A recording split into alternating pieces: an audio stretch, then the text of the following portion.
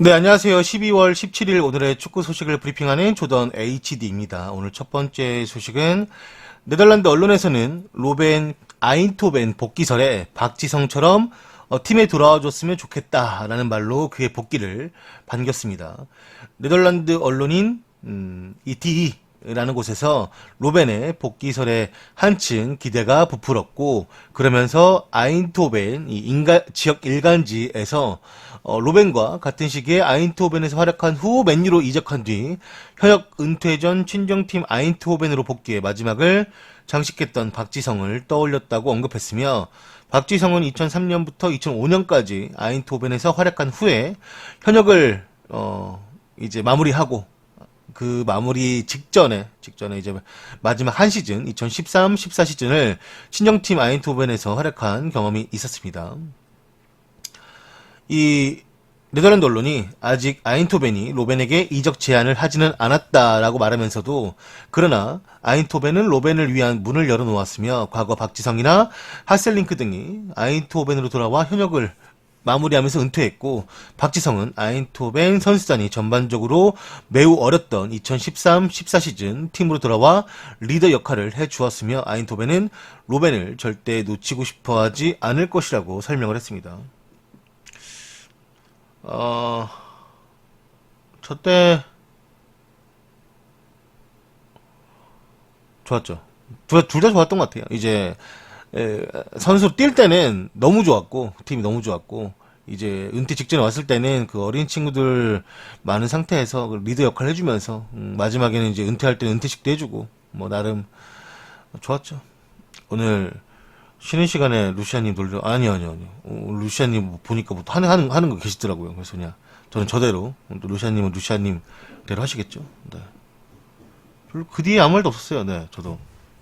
그냥 저는 저대로 하는 걸로. 뭐, 놀리려고까지야.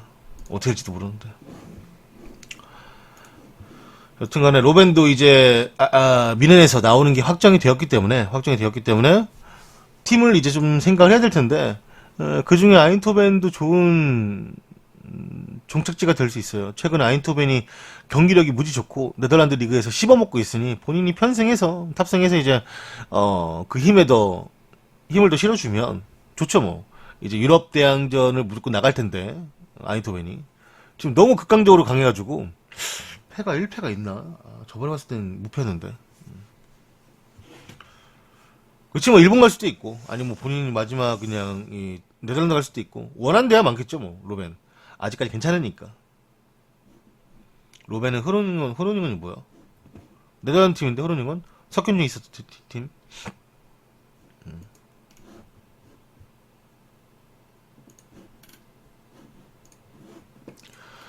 과거 최강의 모습을 보여주었던 맨유에서 퇴보하고 있다라는 증거를 보여주는 7가지 통계들이 있습니다.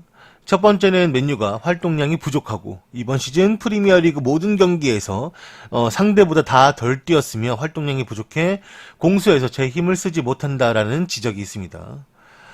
두 번째는 24명의 선수 기용인데, 토트넘에 이은 두 번째로 많은 선수 기용을 한 것인데 확실한 팀의 주전이 없다라는 뜻으로 볼 수가 있고, 세 번째는 클린시트가 단 2회라는 점, 무실점 경기를 한 번도 기록하지 못한 최하위 풀럼 다음으로 꼴찌 다음으로 좋지 않은 기록을 가지고 있습니다. 네 번째는 비효율적인 수비, 그리고 소비, 돈을 너무 막 쓴다.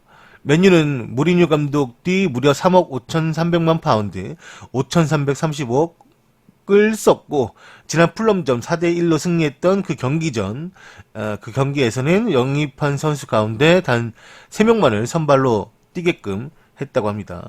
다섯 번째는 최악의 골 득실, 지금 현재 플러스 2점인데, 퍼거슨 감독 시절과 비교하는 것이 아니라 퍼거슨 감독이 떠난 뒤 맨유랑 비교해도 현재 최악의 골 득실을 기록하고 있다고 합니다. 여섯 번째는 빈약한 세트피스 수비.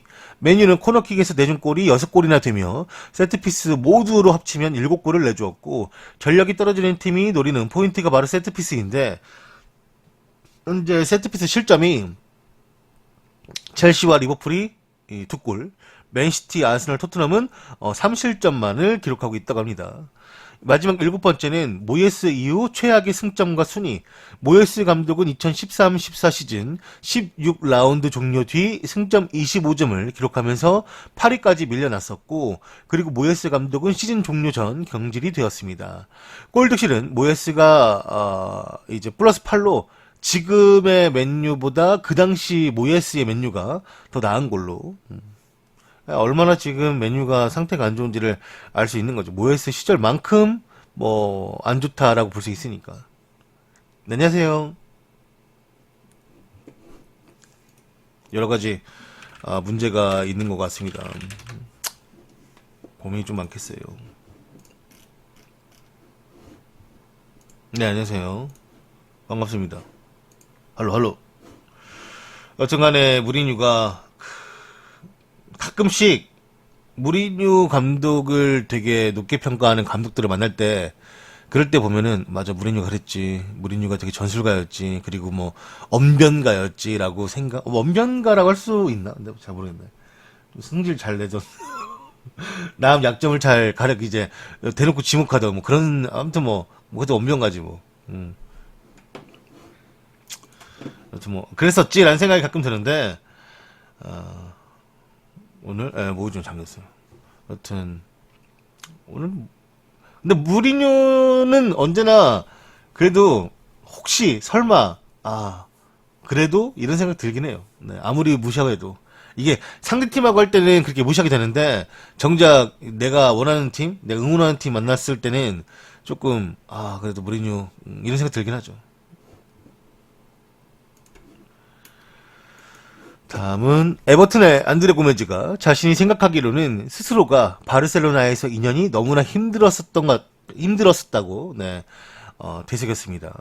안드레 고메즈가 인터뷰에서 직접 말하길, 바르셀로나에서 있는 것은 너무나 어려운 일이었고, 그곳에서 좋은 순간도 있었지만 안 좋은 순간도 있었고, 왜냐하면 자신의 상황 때문에 부모님이 힘들어하는 것을 직접 보았고, 자신에게 따라오는 기대를 충족시키기에는 너무 힘들었다고 합니다.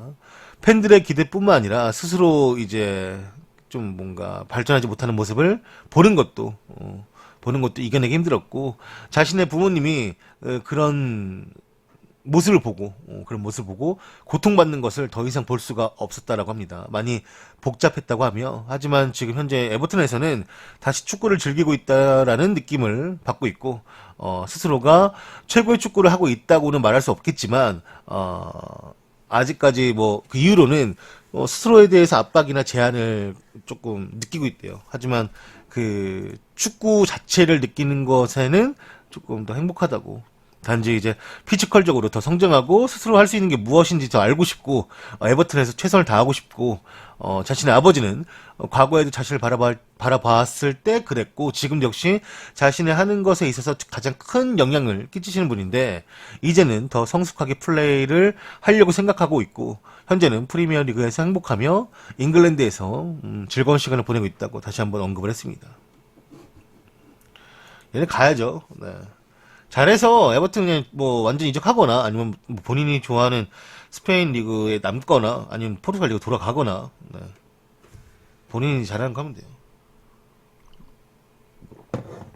에버튼에는 디뉴하고 미나만 이제 이적했고, 얘는 이제 근데 워낙에 에버튼은 잘하고 있어가지고 아마 완전 이적하지 않을까, 중간에. 네. 다 계약 조항이 다 있으니까.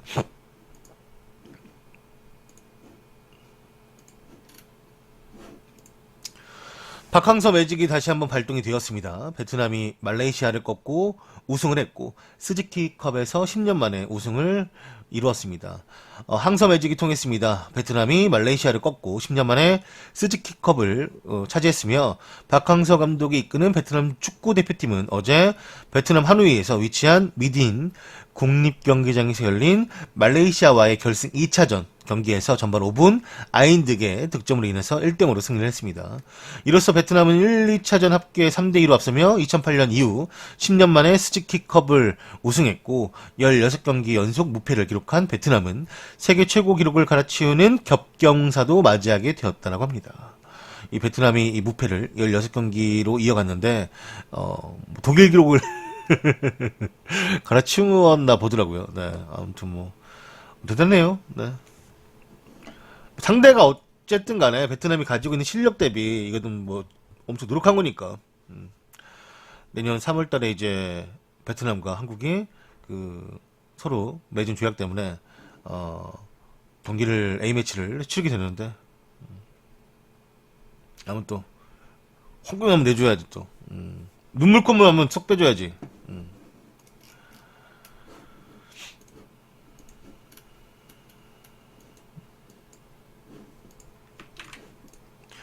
뉴캐슬 선수단은 크리스마스 파티를 취소했다고 합니다.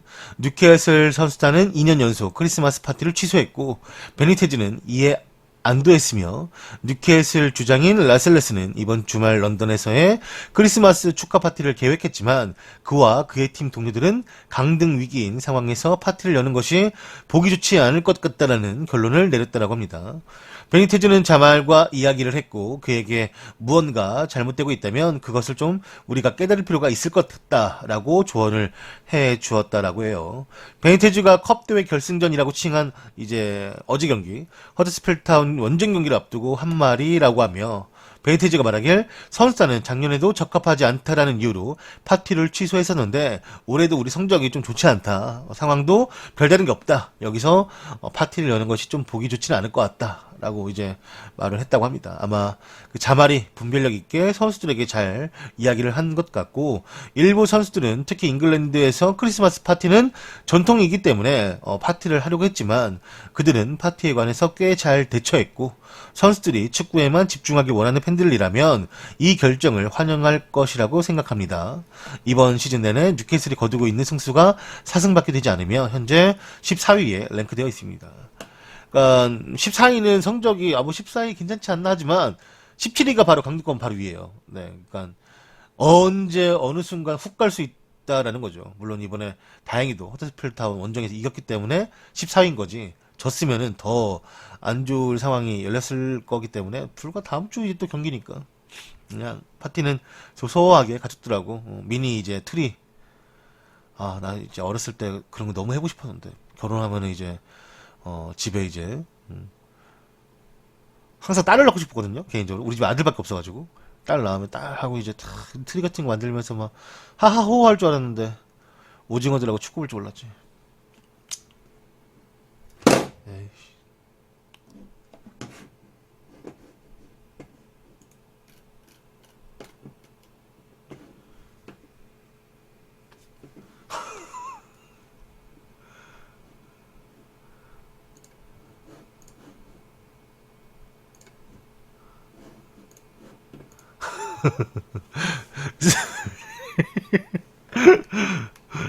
아, 스즈키컵 결승전에 SBS 시청률이 대박이 났다고 합니다. 스즈키컵 2018 결승 2차전 경기 시청률이 16%를 넘기며 박항서 감독에 대한 높은 관심을 증명을 했고 실시간 시청률 조사 회사 ATAM에 따르면 이날 오후 9시 30분부터 11시 21분까지 SBS TV가 생중계한 베트남 말레이시아전 시청률이 16.31%로 집계가 되었고 베트남의 히딩크로 불리고 있는 박항서의 지도력을 앞세운 베트남은 이날 베트남에서 열린 스즈키컵 결승 2차전에서 말레이시아를 1대0으로 누르며 10년 만에 동남아 최대 축구잔치인 스즈키컵 정상을 탈환했습니다. 이날 축구 중계로 토요 드라마 운명과 분노는 결방했고 누구 나오는 거예요 근데 이거? 궁금하네. 잠깐 한번 검색해봐도 돼요? 이거 아까 검색해볼걸. 운명과 분노 이게 보니까 막장을 하겠다라는 제목이네. 운명과 분노. 운명과 분노. 누구 주상욱 나오는 것 같은데? 아, 주상욱, 뭐 이민정, 소희현 이런 분들 나오나봐요. 아, 아줌마들이 좋아할 만한 배우들 많이 나오네. 제가 이병 마누라 아니야? 뭐 그런 거, 그죠? 너무 이상했죠? 네. 아무튼 이 드라마가 결방을 했고 SBS는 앞서 SBS 스포츠를 통해 베트남과 말레이시아 간 결승 1차전을 중계했었는데 박항서 감독 덕분에 국내 팬들 사이에서도 베트남 축구에 관심이 높아지며 특히 스포츠 케이블에서 시청률이 5%에 육박하자마자 야 이거는 다 접어버리고 그냥 베트남과 말레이시아 경기 스포츠 케이블에서도 하고 지상파에서도 해야겠다라는 생각이 들었대. 왜냐면 과거 박지성이 챔스에서 골 넣었을 때가 시청률 3.5% 높은 게 그 정도인데. 근데 이거는 사실 시간대도 좀 땡큐죠. 왜냐면 이제 박지성이 이제 골 넣었을 시간대는 챔스는 워낙에 늦은 새벽이고 이거는 이제 딱 저녁 먹고 과일 하나 때리면서 아니 맥주 한 잔 때리면서 마시면서 먹으면서 보기에 딱 좋은 시간대였으니까 어른들이 그냥 이거 축구 하네 하면서 이렇게 쓱 보기 좋은 시간대였으니까 네. 아주 뭐 네. 뽕을 뭐 몇 배를 이 어느 정도냐면 그러니까 어느 정도 이게 SBS가 할 수밖에 없는 선택이었냐면 월드컵 결승전을 중계하는데 지상파에서 러시아 월드컵 그때도 광고를 다 팔 수가 없었대요. 왜냐면 광고비는 달라지잖아. 그 시간대 황금 시간대에 베트남 경기 중계한다고 해서 싼 건 아닌데 그 광고가 이 스즈키컵에서는 완판이 됐대요. 다 팔렸대요. 오히려 이제 못 구해가지고 뭐 좀 아쉬웠다고 하는데 다 팔았다라고 하고 그럴 정도로 이제 워낙에 많은 사람들이 수요가 있던 경기였다고 하고 특히 뭐 결승 2차전이 열린 이날이 토요일 밤이라 편성만 이루어진다면 높은 시청률은 보장된 상황이었기 때문에 SBS 지상파와 SBS 스포츠 케이블에서 함께 중계하는 것이라고 합니다. 이게 그 보장된 시청률이 어딨냐라고 하시겠지만 그 실제로 저도 뭐 여러분들 아시겠지만 K리그 시청률이 KBS에서 정규 편성이 끝나고 나면 이제 애국가 나오잖아요. 그 애국가 시청률보다 안 나오는 거예요. 그러니까 기본적으로 지상파는 틀어놓고 계신 분들이 있다. 뭐 뉴스부터 해가지고 뭐 9시 KBS 뉴스부터 뭐 다다다다다 이렇게 보시는 분들이 있다 이거죠. 네. 근데도 이제 K리그가 그보다 안 나왔다고 하니까 얼마나 이게 뭐 심각한 거냐라고 했던 걸 들어본 적이 있는데 여튼간에 지금 상황은 SBS가 꿀을 빨았다라는 거죠. 네. 꿀을 빨았다. 빨았잖아요. 그렇잖아요. 네. 아무튼 SBS 축하합니다. 어제는 좀 생각을 해봤을 때 서운한 점도 있었지만 뭐 SBS가 이걸로 뭐 스포츠로 재미를 봤다면 나중에 한번 다시 또 스포츠에 관련해서 뭐 도전을 하지 않겠습니까? K리그를 중계하지 않는 SBS지만 그래요. 네. 아무튼 뭐 잘 됐다고 하니 그러려니 해야죠. 네.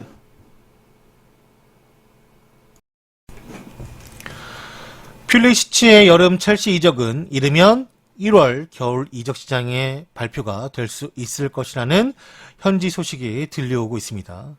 첼시는 아직 도르트문트와 이적료 합의는 되지 않았으나 퓰리시치를 영입함으로써 선수단 강화를 하려고 준비하고 있으며 퓰리시치는 내년 여름 6천만 파운드, 855억에 첼시로 합류하고 싶다라는 의사를 내비쳤고 이르면 다음 달에 이적이 발표될 수도 있다고 합니다. 하지만 퓰리시치의 합류로 인해 오도이의 거취가 물음표가 붙을 것인데 라이프치히나 모나코 그리고 미넨이 오도이의 영입을 노리고 있습니다. 첼시는 오도이가 지금 계약을 안 한다면 200만 파운드, 30억 금액으로 UEFA 보상금만 챙기고 그를 공짜로 내보낼 수가 있으며 만약 첼시가 그를 프리로 보내지 않고 1월에 오도이를 판다면 2,500만 파운드, 355억은 받을 수 있을 것이라고 생각하고 있대요.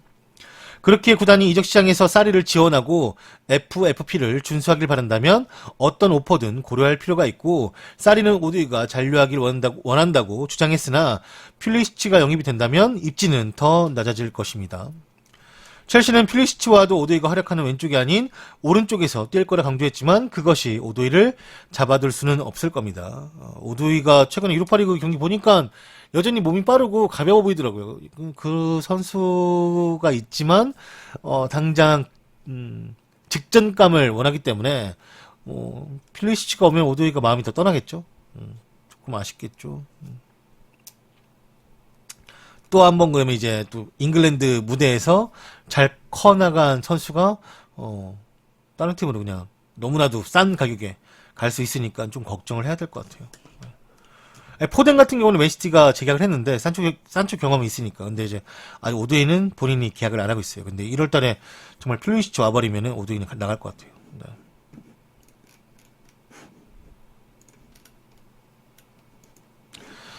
스페인 마르카에서 보도하길 비니시우스는 레알 마드리드에 남을 것이라고 언급을 했습니다. 레알 마드리드는 비니시우스의 임대를 고려하고 있지 않으며 가장 최근의 관심은 바야돌리드 구단주인 호나우두. 현재 그 바야돌리드라는 팀의 구단주가 우리가 알고 있는 호돈이 호나우두입니다. 페레즈에게 개인적으로 비니시우스 임대를 부탁한 상황도 있고, 그러나 비니시우스는 레알 마드리드를 떠나지 않을 것이라고 하며 실제로 남미 U20 챔피언십 브라질 명단에 이 비니시우스가 포함되지도 않았고 대신 여름에 합류하는 호드리고 고에스 얼마 전에 이제 레알에 와서 컵대회 구경하고 다시 돌아갔는데 이 호드리고 고에스가 여름에 이적할 선수인데 이 선수는 언더 20세 챔피언십 명단에 들어가 있다고 합니다. 레알 마드리드는 비니시우스에게 코파델라이가 제공하는 기회를 적극적으로 활용할 것이고 비니시우스의 관점으로 봤을 때 레알에서 몇 달 동안의 지금 몸 상태 그리고 뭐 출전 상태도 본인이 만족하고 있고 비록 처음에는 카스티아에서 뛰면서 이 클럽에 적응을 해야 했지만 솔라리의 부임은 그에게 기회의 문을 열어주었습니다. 얘한테 기회를 열어주고 이스코한테는 꺼져 냈죠. 지난 수요일 체스코 모스크바전에서 비니시우스는 전반전이 끝날 무렵까지 팀 내 최고의 선수였고 호나우두의 요구는 유혹적이었지만 비니시우스는 레알에서 성공만을 생각하고 있다고 합니다. 아스날 졌어요. 네. 비니시우스가 잘하던데 얘도 진짜 몸 가볍고 그렇던데 스타일이 약간 네이마르 같은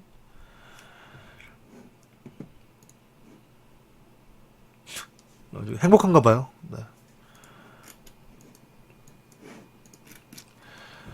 오비 에자리아는 리버풀로 조기 복귀를 한다고 합니다.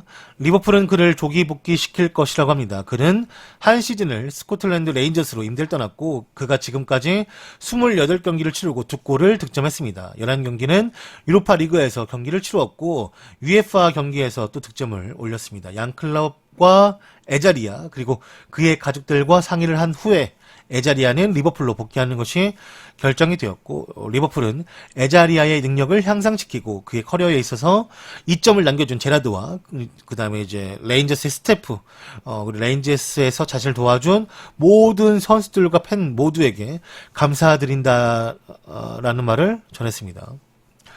유먼 저게 아니야 그 뭐야 그 찜다 오랜만에 생각났네 롯데 이 선수가 왜 조기 복귀하는지 알아보니까 가족들과 멀리 떨어져 있으면서 사실 근데 스코틀랜드하고 잉글랜드하고 멀리 떨어져 있다고 말하기도 좀 뭐한데 아무튼 뭐 가족들과 멀리 떨어져 있다 보니까 심리적으로 엄청 불안해가지고 선수가 잘 집중도 못하고 힘들어가지고 뭐 복귀하는 거라고 하는데 엄청 가까이 있고 싶은가 봐요. 네. 뭐 어리니까 어려 엄청 어려요. 네. 그래도 많이 기회 받으면서 이런 좀 지금 레인저스가 유로파도 더 올라갔고 뛸 수 있는데 그걸 포기하고 리버풀 오면 못 뛰잖아요. 네, 근데 이제 복귀한다고 하네요. 복귀했을 거예요. 계속 떴으니까.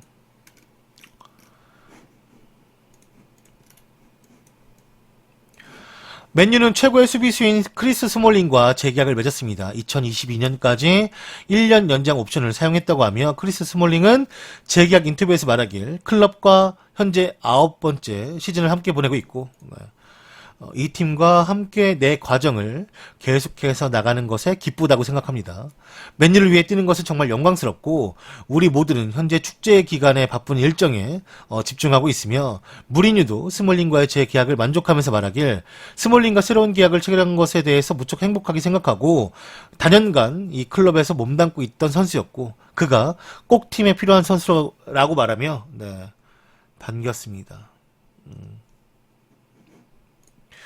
스몰링이 재계약을 했다라는 것은 제 개인적으로 생각해 봤을 때는 필 존스는 무조건 나간다라는 반증이지 않을까. 네. 둘 중에 그냥 되게 눈이 촉촉하네. 쌍꺼풀이 짙구나. 여튼 하나 계속 못 보겠네요 사진을. 근데 레전드 맞지. 9년째 함께 하고 있는데 사실 이게 우리가 항상 말하지만 그 짬을 무시 못해요. 많이 뛰고 안 뛰고도 중요하지만 짬도 무시 못한다고.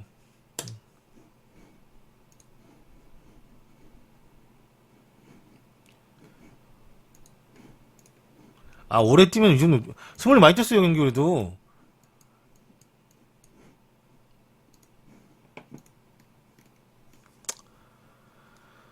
자, 다음 소식은 독일 바바리안 풋볼 소식에 따르면 그리스 아테네가 부당이익으로 뮌헨에게 배상을 하라는 판결을 받았다고 합니다.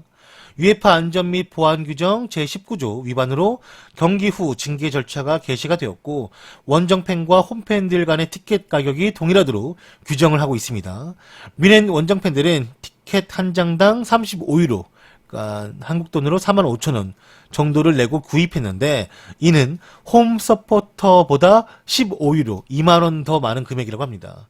UEFA는 아테네 클럽이 티켓 한 장당 10유로, 32,800만 유로, 아니지, 32,800유로, 많이 아니라 800유로, 그러니까 4,200만원.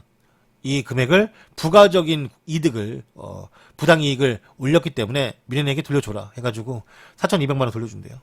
티켓 값을 더 올린 거예요. 똑같이 홈앤 어웨이가 똑같아야 되는데 이 그리스 애들이 좀 더 삥땅 친 거죠. 걸렸어요. 그래서 4,200만원 돌려주려고 하니까 뭐 저 팬들이 받거나 아니면 뭐 알아서 하겠죠, 뮌헨이.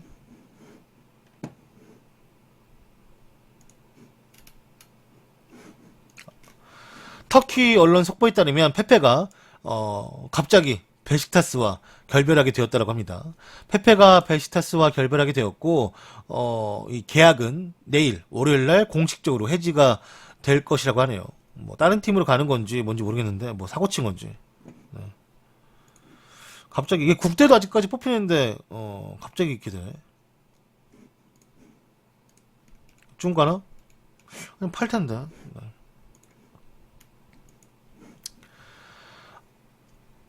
2018 클럽 월드컵 가시마 엔틀러스가 4강에 진출했습니다. 아랍에미레이트 알라인에서 개최된 2018 클럽 월드컵 개막전에서 아시아 챔피언인 가시마 엔틀러스가 북중미 챔피언인 과달라하라를, 멕시코 팀인 과달라하라를 3대2로 꺾고 4강에 진출했다고 하며 12월 19일 내일 모레 유럽 챔피언인 레알 마드리드와 준결승을 치르게 됩니다. 아마 이거 중계가 될지 안 될지 모르겠는데 지금 일단은 아직까지는 중계에 관련된 뭐가 없더라고요. 근데 뭐 갑자기 또 딸 수 있으니까. 이 북중미 챔피언이 생각보다 세요. 그러니까 만만치 않은데 그냥 잘하나 봐요. 그리고 이 경기에서 권순태 골키퍼랑 정승현 국가대표 수비수가 다 뛰었고 잘했다고 하니까요. 또 권순태는 이 경기에서 PK도 막았다고 하더라고요. 네, 저는 뭐 나카무라 권을 안 좋아하기 때문에 네, 그냥 안 봤는데 뭐 PK를 막았다고 움짤이 있길래 안 봤어요.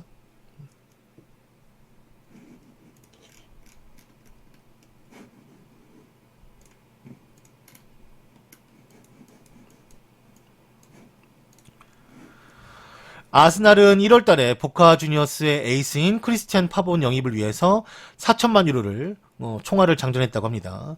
아스날은 보카 주니어스 윙어인 크리스티안 파본을 원하고 있지만 그에게 4천만 파운드구나. 파운드. 잠깐만 4천만 파운드만 555 되나? 잠깐만요. 미안해요.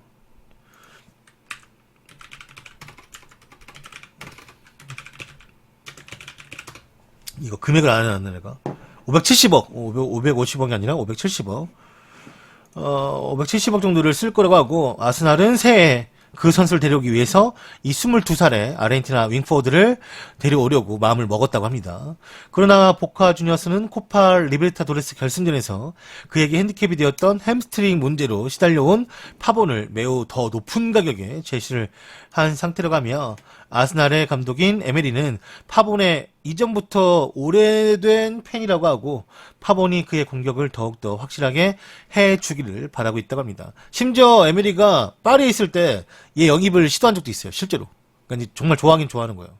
근데 이제 보카 주니어스가 비싸게 부르기도 했고 그 다음에 아스날 입장에서는 얘가 햄스트링 고질적인 좀 부상이 있는 것 같은데 이게 어느 정도인지 좀 보고 싶다라고 좀 말도 해놓은 상태이고 아마 조금 더 시간이 걸릴 것 같아요. 수비는 무스타피랑 뭐 소크라테스 돌아오니까 좀만 참으면 되고.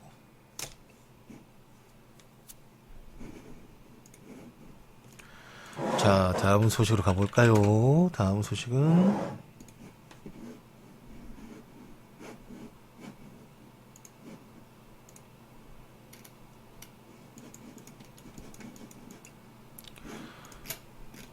맨유의 린들로프는 자신이 리버풀전에서 뛸 수 있다고 말을 했습니다.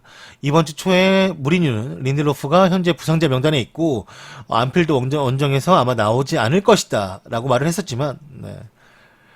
햄스트링 부상을 당한 지 거의 이제 한 달째가 돼가고 있고 현재 린들로프는 자신의 몸 상태가 괜찮아졌다고 말을 했으며 안필드 원정 명단에 들어가 있습니다. 현재 지금 오늘 선발 라인업이 들었고 마샬 역시 사타구니 부상에서 회복하여 무리뉴의 선택지에서 넓게 선택할 수 있는 방법이 될 테고 스몰링은 왼쪽 발에 실금 부상이 있는 상태이지만 진통제를 투약해서 현재 뛸 수 있는 상태를 만들어 놓을 것이라 전했습니다.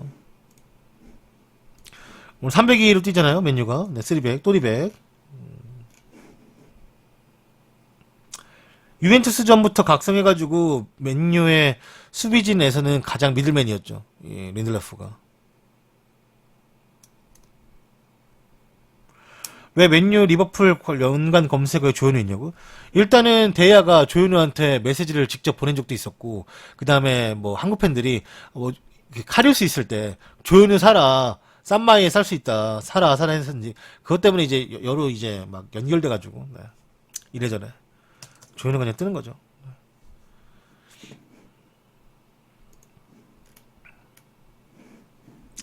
부산 아이파크의 호물로가, 네, 브라질 언론과 인터뷰에서 나는 한국에서 많은 걸 얻었고, 내년 역시, 한국에서 역사를 쓸 거다. 라고 말을 했습니다.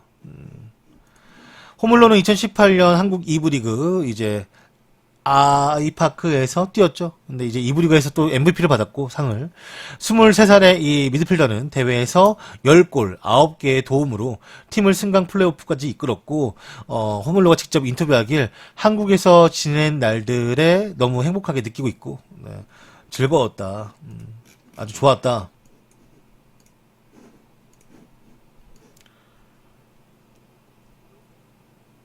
그 다음에, 뭐, 이곳에서 많은 성장을 했고, 아시아 축구에서 더욱더 오래 남고 싶은 생각이 있다. 그의 팀은 시즌 종료 후에 현재 휴가에 있으며, 하지만 홈런은 이미 다음 시즌을 바라보고 있고, 자신은 지금 휴가 중에 있지만, 다음 시즌을 미리 준비하고 있고, 더 강해져서 내년엔 팀에서 우승하고 싶다. 2019년 우리는 승격할 것이다. 라고 자랑스럽게 또 인터뷰를 했다고 합니다. 아, 채팅 스크롤. 이상했어요. 말하시지. 이거 금방 고쳐야 일도 아닌데요? 네.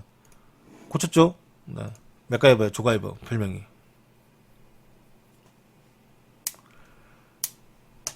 왜 이래, 이거? 안 고쳐놨나?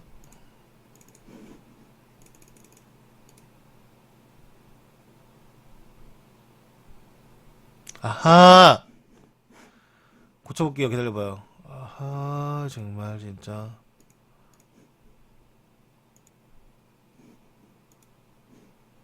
짠! 잠깐만요. 안 된 것 같죠? 잠깐만요.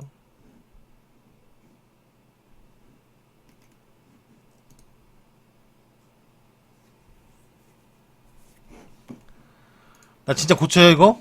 아, 나 또, 고치는 모습 보여주고 싶지 않은데, 또, 부탁할까봐. 뭐만 고장나 달라고 할까봐. 해봐요, 해봐요. 됐나요? 글을 써봐. 아, 왜 이래, 이거. 아이씨. 나 빨리 뉴스 해야 되는데.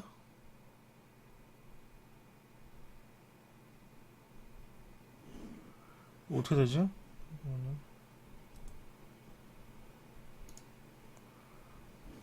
아이. 잠깐만. 상단, 나이, 800.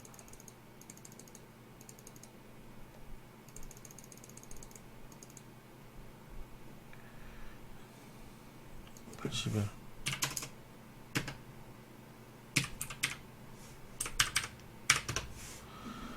어디 보자. 어떡하지? 큰일 났네. 고쳤네! 봐봐! 짜잔!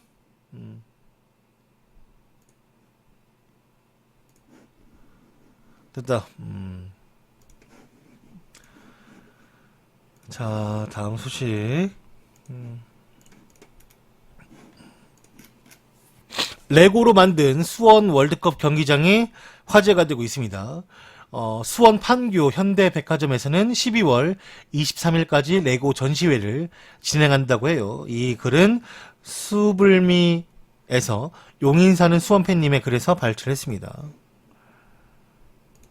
오, 이쁘죠? 이 수원 경기장. 이런 거 어떻게 만드는 거야? 근데 이런 거를 다 어떻게 하길래 이렇게 만들 수 있어? 나 이거 만들고 싶다. 누캉프. 안펠드랑. 내가 만들면 안 돼. 지금 놀 데가 없어. 나중에 부자 되면 그때 만들게.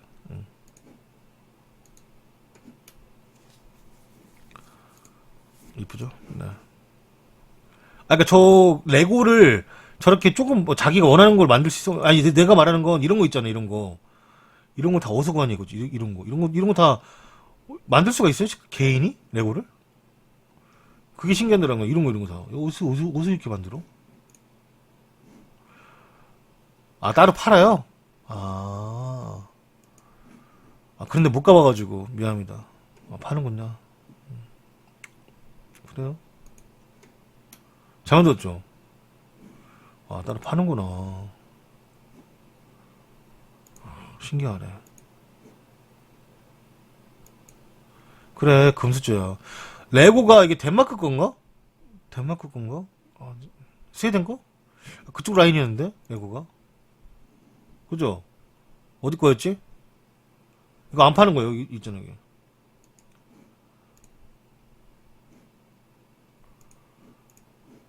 여기 써있잖아.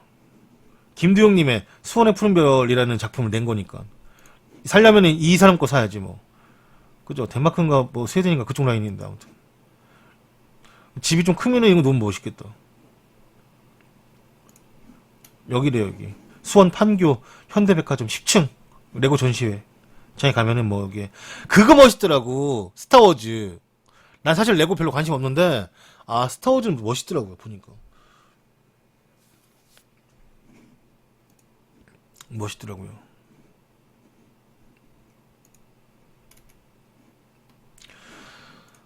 레알 마드리드 클럽 월드컵 소집 명단이 발표가 되었습니다. 네, 보시면은 뭐 우리가 다 알고 있는 지금 조금 이제 빠르게 진행을 해야 될 것 같은데 공격수는 마리아노, 벤제마, 베일, 루카스, 그다음에 누가 비니시우스도 있고 모드리치, 크로스에다가 카세미로, 네. 발베르도 데려가네. 요렌트도 있고 라센시오, 이스코에다가 이스코도 가는구나. 세바이스도 있고. 네.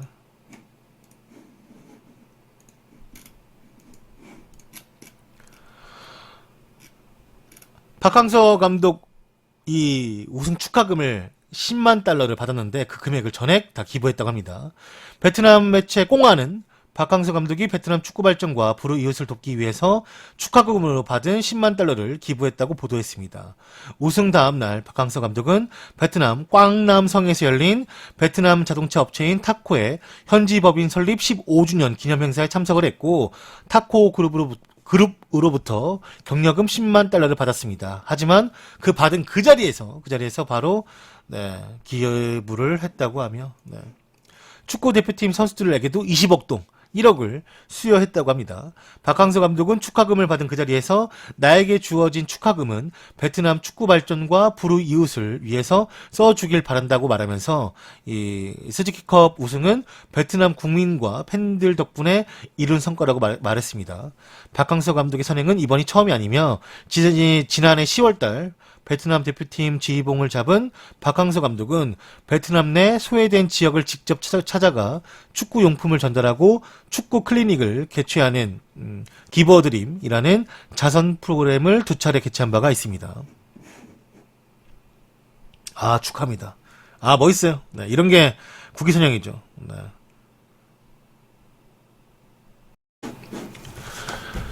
대한민국 축구 국가대표팀이 언더 23세 팀한테 2대0으로 승리를 거뒀습니다. 파울로 벤투 감독이 이끄는 축구 A대표팀이 어제 울산 종합운동장에서 열렸던 김학범의 23세 이하팀과 비공개 연습 경기에서 2대0으로 승리했다고 합니다.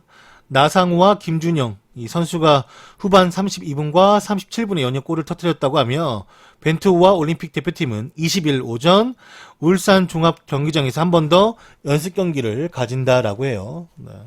성인 대표팀하고 올림픽 대표팀이 그냥 비공개로 약간 몸풀기 정도겠죠. 네.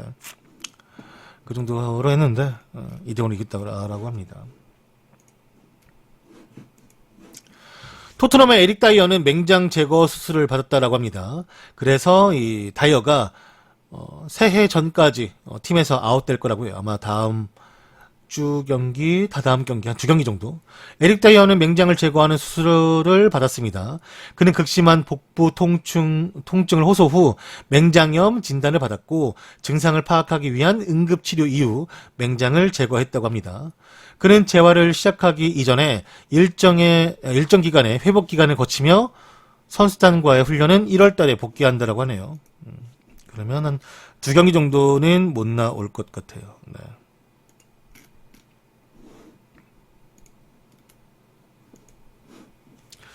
몬치, AS 로마 단장인 몬치가 맨유의 풋볼 디렉터 제안을 거절했다고 합니다. 영국 스포츠 언론에 따르면 이 맨유가 현재 무리뉴 감독을 도와줄 풋볼 디렉터를 찾고 있으며 그들이 가장 선호하는 후보로는 전 이제 토트넘과 사우스햄튼 소속이었던 폴 미첼이라고 보도를 했습니다. 다만 맨유가 처음으로 접근했던 사람은 AS 로마의 몬치로 알려졌고 몬치는 최근 로마에 오직 전념한다라는 이유로 맨유의 제안을 거절했다고 하네요. 일단은 한번 물어보고 안 되면 그냥 폴 미첼에게 다시 한번 물어봐야겠다라는 그런 것 같아요. 혹시 안 될 수도 있으니까. 둘 다 안 되면 어쩌지?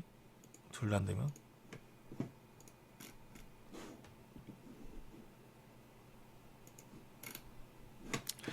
뉴캐슬 지역지인 크로니클은 뉴캐슬과 한국의 벤투 감독이 기성용의 국가대표팀 차출 논의를 하고 있다고 합니다. 기성용 선수가 최대한 늦게 대표팀에 합류해도 되는지에 대해서 뉴캐슬은 파울로 벤투 감독과 대화를 나누었다고 하네요. 이건 좋은 거예요. 사실 우리 입장에서는 이 벤투 감독이 기성용에게 엄청나게 만족을 하고 있는 거고 좀 최대한 늦게 가면 안 되겠냐. 어차피 잘 하고 있는 선수니까 뭐 근데 벤투는 그런 거 안 해주더라고. 1절. 바로 손절하더라고요. 아니, 무조건 필요하다고.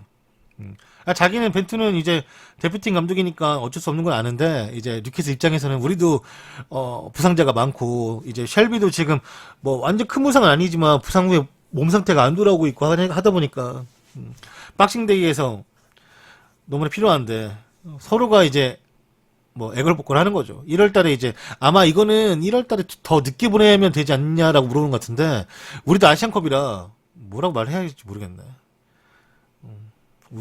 한국도 아시안컵이라 너무 큰 대회잖아요. 네, 가장 아시아에서 제일 큰 대회인데 이거를 좀 여유 갖기가 한국도 좀 버거워서 네.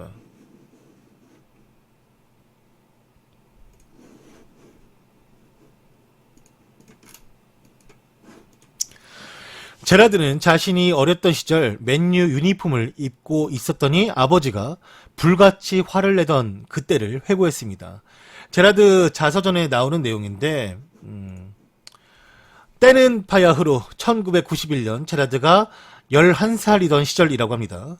제라드는 그 당시 맨유와 잉글랜드 레전드인 브라이언 롭슨의 광팬이었고 브라이언 롭슨의 맨유 시절 1981년부터 1994년 동안 브라이언 롭슨이 맨유에서 뛰었는데 그가 맨유에서 461경기 99골 국가대표팀에서는 90경기 26골을 기록했고 맨유 역대 최장기 주장을 또 맡았던 선수였다고 합니다. 제라드가 말하길 자신은 머지사이드 한 지역에서 축구를 하고 있었고, 자신의 친구가 브라이언 롭슨의 진한 파란빛에 이제, 하얀 줄무늬가 새겨져 있는 맨유의 유니폼을 가지고 있었다라고 합니다. 스스로가 워낙에 브라이언 롭슨을 좋아했고, 그 용맹한 선수에 대해서 워낙에 친구들에게도 많이 이야기를 한 바가 있고, 그래서 친구에게 물어봤대요. 니 거 브라이언 롭슨 유니폼 한 번만 입어보면 안 돼? 라고 물어봤나봐요. 근데 이제 친구가, 입어! 줬는데 이 제라드는 리버풀 유니폼을 벗고 롭슨의 유니폼을 받아 입었으며 자신이 좋아했던 선수의 유니폼이라 정말 그 당시 환상적인 기분을 느꼈다라고 합니다. 1시간 동안 넘게 이제 그걸 입고 뛰고 경기장을 저녁을 누비고 플라잉 태클도 하며 때론 멋진 골도 넣고 그 기분 좋은 마음으로 그 유니폼을 입고 마치 자신이 진짜 브라이언 롭슨이 된 것처럼 그 느낌을 받았는데, 근데 이제 밖에서 그 제라드의 아버지가 창문 밖으로 그걸 보더니 제라드에게 빠르게 뛰어와가지고 했던 말이, 여기 약간 순화해서 말한 건데, 너 이 자식 당장 집으로 들어와 라고 엄청 큰 소리로 화를 냈다고 합니다. 제라드는 아빠가 갑자기 너무 화를 내니까 겁에 질려서 헐레벌떡 집에 들어갔는데, 아버지가 제라드를 세워놓고 도대체 무슨 생각으로 이 동네에서 맨 유니폼을 입었냐고 다그쳤고, 제라드 아버지가 이제 계속 다그치자 제라드가 울먹거리면서 그저 그냥 유니폼 하나 입은 건데 왜 이리 길게 날뛰냐고, 그냥 브라이언 롭슨 유니폼인데 맨 유니폼 그냥 브라이언 롭슨이라고 이렇게 말했는데, 아버지는 뭐 그걸 신경조차 쓰지 않았으며 제라드에게 아버지가 말하길, 라드야, 너는 알아야 할 게 있는데 그건 맨유 유니폼이야. 여기서 입어서는 안 돼. 아빠는 제라드라는 이름이 이 후이튼 지역 시궁창에 더럽혀지는 그런 일을 결코 내 두 눈 뜨고 볼 수가 없다. 당장 벗어라 해가지고 제라드가 울면서 네. 남들이 너를 보고 뭐라고 생각하겠냐고. 내가 리버풀 팬이고 우리 가족이 오랫동안 이 리버풀에 길게 이 서포터를 하고 있는데 남들이 너를 보고 뭐라 생각하겠냐. 아마도 내 생각에는 우리가 이 지역에서 이사를 가야 될 것만 같다라고 또 말을 했다고 합니다. 제라드가 그 당시 매우 어렸으니까 11살이니까 아버지가 정말로 자신에게 맨유 유니폼을 입은 것 때문에 집 밖으로 내쫓을 수도 있겠다라는 생각이 강하게 들어서 바로 벗어가지고 바로 사과했다 하고, 자신에게는 절대 잊지 못할 추억으로 지금은 간직하고 있다고 해요. 그 유니폼이 어떤 거냐면 요거라고 합니다. 요거. 네. 이 유니폼을 이제 제라드가 하필이면은 또 파란색 입어가지고 빨간색 입었으면 아빠 눈치 못 챘을 수도 있는데 파란색 입어가지고 저 뭘 입은 거야? 봤는데 이거 에버튼 아니고 저 뭐야? 해가지고 이제 보니까 맨 유니폼 입어가지고